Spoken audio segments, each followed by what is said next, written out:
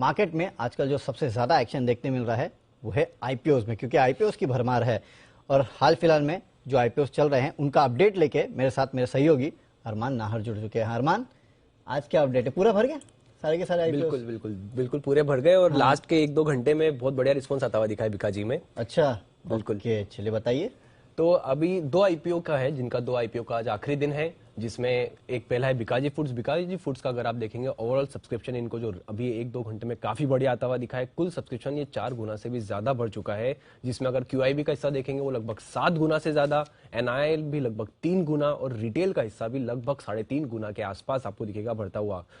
उसी के साथ साथ अगर ग्लोबल हेल्थ की बात करें, ग्लोबल हेल्थ की यहाँ पर बात करेंगे तो यहाँ पर आपको थोड़ा सुस्त रिस्पॉन्स देखने के लिए मिल रहा है। अगर ओवरऑल देखेंगे तो वो लगभग 1.5 टाइम्स ही बढ़ा है, जिसमें क्यूआईबी का हिस्सा लगभग 2.5 गुना बढ़ चुका है, पर रिटेल का हिस्सा अभी भी सिर्फ 46% ही मिल रहा है। तो ओवरऑल बिकाजी को बहुत तेज रिस्पॉन्स देखते हुए मिल रहा है, ग्लोबल हेल्थ को थोड़ा सुस्त रिस्पॉन्स मिल रहा है। और अरमान, खासकर ग्लोबल हेल्थ पे जो मैं देख रहा हूँ कि रिटेल को बिल्कुल भी इंटरेस्ट बिल्कुल राइट? रिटेल में सिर्फ 46% ही भरा है, यानी 46% ही रिटेल में भरा है। और बिकाजी में कितना भरा है रिटेल? बिकाजी में 3.4 टाइम्स। 3.4 टाइम्स। तो रिटेल का जो पूरा फोकस है वो दरअसल बिकाजी पे ही है और ग्लोबल हेल्थ में ज्यादा रिस्पांस रिटेल के तरफ से एक्चुअली नहीं मिला है। शुक्रिया अरमान इस पूरे अपडेट के लिए।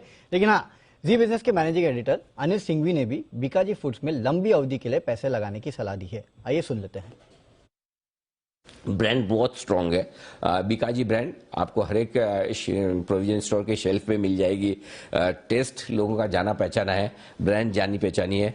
प्रमोटर्स, जैसा कल हम इंटरव्यू कर रहे थे मैनेजमेंट का, 4th जनरेशन आ चुकी है इस बिजनेस में। सो एक लिगेसी है और एक्सपीरियंस है प्रमोटर्स का। तीसरी चीज है कि अब तक का ग्रोथ रिकॉर्ड जो है, इसका ट्रैक रिकॉर्ड जो है वो बहुत इंप्रेसिव रहा है। काफी बढ़िया ग्रोथ आई है कंपनी में। मेरे बचपन के वक्त हमने कभी पैकेज नमकीन खाई नहीं। हम जो भी राजस्थान में वो जानता है कि जहां लोकल जो नमकीन बनती है वही बनी हुई है, आज बनी ताजा। अब वो ट्रेंड ही बदल रहा है। अब वो लोकल नमकीन से आप पैकेज वाली नमकीन में जो बड़ा शिफ्ट देख रहे हैं, रिटेल में जो बड़ा ट्रेंड बदल रहा है, वो इस इंडस्ट्री में भी बदल रहा है। आईपीओ के बाद ऑलमोस्ट 0 डेट कंपनी होगी, डेट कोई है नहीं, कंपनी पे रहेगा नहीं। सो ये सारी चीजें जो अच्छी हैं।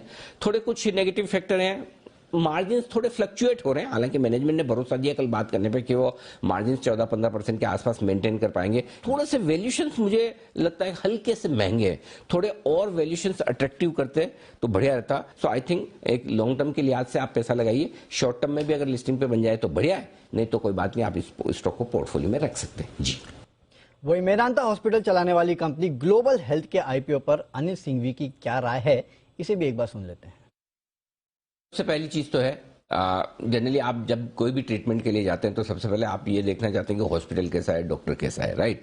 तो इन दोनों ही मामलों में ये कंपनी ग्लोबल हेल्थ यानी कि जो मेदांता हॉस्पिटल चलाती है, 5 हॉस्पिटल इनके ऑलरेडी हैं, नोएडा, लखनऊ, पटना, इन सारे शहरों में बहुत ही रेपुटेड हॉस्पिटल्स हैं। और जो प्रमोटर्स हैं डॉक्टर नरेश त्रेहन साहब, उनकी बहुत जबरदस्त इज्जत है। पद्मश्री हैं, पद्म भूषण, बड़े बड़े अवार्ड्स उन्हें मिल चुके हैं अपने काम के लिए। सो जाहिर सी बात है कि आप जब अपने हेल्थ का मामला हो, इलाज का, जान का मामला हो, तो आप सबसे ट्रस्टेड लोगों पर, सबसे ट्रस्टेड डॉक्टर्स पर भरोसा करते हैं। तो ये एक बड़ी क्रेडिबिलिटी है। तो फाइनेंशियल लिहाज से भी बढ़िया है। ये ऐसा सेक्टर है जिसमें ग्रोथ जबरदस्त है, अभी तक भी रही है और आगे भी रहने की पूरी उम्मीद है।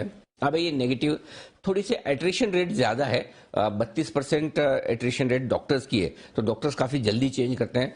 वैल्यूशंस रीजनेबल है, बहुत महंगे नहीं, बहुत सस्ते नहीं, ठीक है। थोड़ी सी गुंजाइश छोड़ते हैं, क्योंकि आप देखिए वैल्यूशंस के लिहाज से अपोलो की साइज है लगभग 65,000 करोड़ की और मेदांता की है 9,000 करोड़ की। तो उस लिहाज से आप देखेंगे तो 40 का पी मल्टीपल ठीक है, ज्यादा महंगा नहीं है, तो थोड़ी बहुत गुंजाइश है। तो मेरे ख्याल से वैल्यूशंस रीजनेबल है और इन सबको देखते हुए आप इस आईपीओ में भी पैसा लगा सकते हैं लॉन्ग टर्म के लिहाज से।